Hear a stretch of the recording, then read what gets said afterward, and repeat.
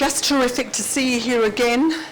Were you as relaxed as we saw you walking along, holding your children's hands? Was it just like a duck where you were going crazy underwater and calm on top? No, or did you feel calm all day? I was very calm all week, actually. I was much more nervous in 15 when I won. I was very, very relaxed and calm this week, all week. And today I was unbelievably calm. I put myself in a couple of awkward situations, but my short game, which I do rely on a lot, saved me, and I was able to get it done. When did you feel the most pressure? Probably the last hole. I was under an assumption that Louis was on a different score, so I kind of let my guard down and relaxed a little. And then when I saw what the score was, that chip became a little tougher, and but I was able to get up and down. Great to have your family along this week. It is. I've got a lot of friends and family out there, and to have my kids that my 7-year-old and 5-year-old will understand a little more. I don't think they understood the first time, but they will this time, and it's great to have them here. I love travelling with them. I wish they could travel every week. Wonderful. Questions, please. Microphone. There. Reece. Okay. Matt, can you talk us through your thinking process out of that bunker on the last? Did you think about going up 10 at all? Was that an option? Yeah, it was, but the wind was so hard off the right that I thought that to go in the rough, it could hit a person on the head, go in the hazard, could hit a footpath and go left.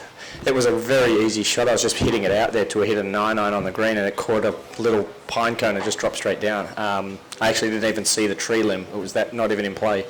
Probably like the same as the 9th hole that I hit in the water up in 2015 when I hit in the water, but it ended up all right. It would have been better if it was on grass, so I had to play a little safer when I was playing out of the pine needles, but it was all right.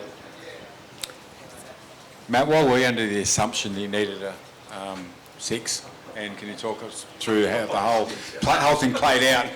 Yeah, I was under the assumption that it was at worst I had a 2-shot lead, so I wasn't playing for the green on my 3rd shot. I was happy to hit in the bunker, which I'm happy I didn't because that bunker shot wouldn't have been as comfortable. But then I realised what I had to do, and the chip wasn't that difficult. It was landing down green, so I could just get it over the bunker and let it release a little. And it was a pretty easy putt. I made it more difficult than it had to be, but it went in. Bernie. Matt, well done again. Listen, what does it do for your confidence going into the Christmas break, but also going into 2020 and a new decade, knowing you're at least into one of the majors?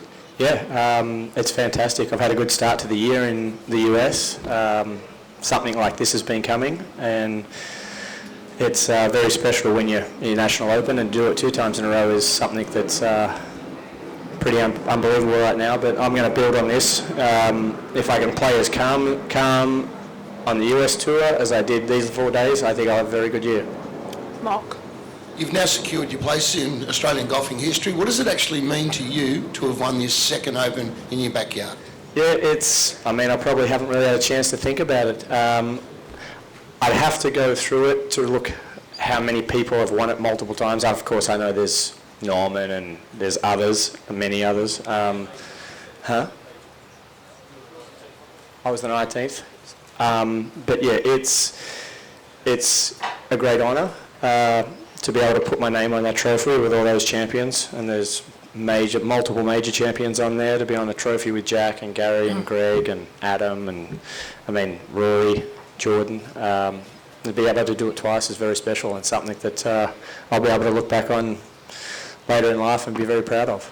Brent. Matt, you said you're a lot calmer than you were 4 years ago. Is that just age? Why? Probably age, experience, a lot more experience on tour. I've had since I won, I had a lean 3 years of golf on tour, and playing on limited starts, knowing you have to perform on those starts can toughen you up, and it probably helped me today, being able to perform and knowing that I had to perform, which I'm used to doing on tour, and I was happy to do it.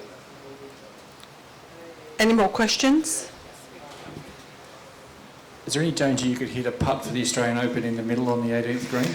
No, I like to make it interesting. It couldn't have been an easier putt, this one. The first one, I didn't really know the read This one was, you got to hit it as firm as I wanted in the right edge and it would have gone in, but I thought I'd just hit it pretty soft and just trickle in the left side. Matt, we kind of touched on it yesterday, but what is it about this golf course that fits your eye?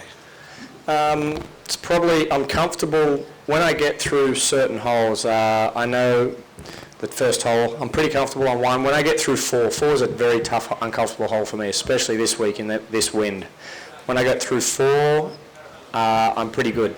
I'm comfortable from then through the whole golf course. And I drove it unbelievably well this week for the most part, which makes this golf course much easier to be able to hit the fairways, or if I did miss it, not every time, but the most time, I did miss it in the right side where I could get access to the green or somewhere up near the green where I can rely on my short game.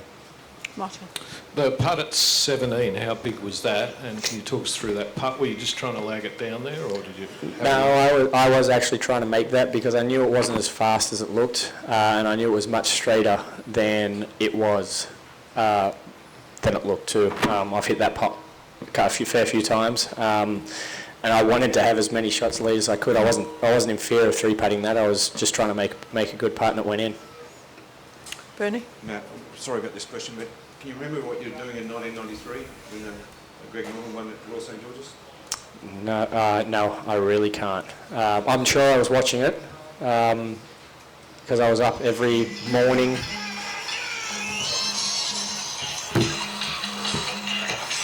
Frank's calling.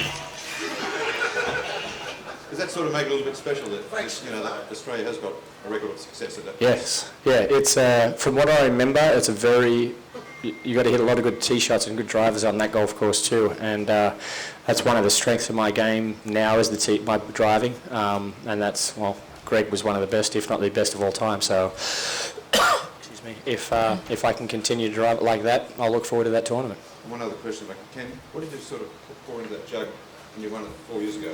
What's going to go in this one? Jeez, probably beer. I'm honestly, I'm not a big drinker, and I do not look forward to hangovers, especially with 3 kids. But we'll have a few tonight somewhere. I'll probably start with beer. It used to be Jack and Coke, but definitely for that, make a good margarita. I'd love that. Okay. More questions? Yes, Mark. No worries. Have you got your eyes on the Olympics? I passed up on it the last Olympics, and that was, I was trying to keep my US Tour card, and it was probably the biggest regret I have in golf is not going to play. I would love to, in hindsight, thinking about it more, I'd love to be able to go and play the Olympics. Do you alter your schedule to try and push if you're getting closer and closer? I would. Okay, ladies and gentlemen, thank you very much indeed. Let's congratulate Matt.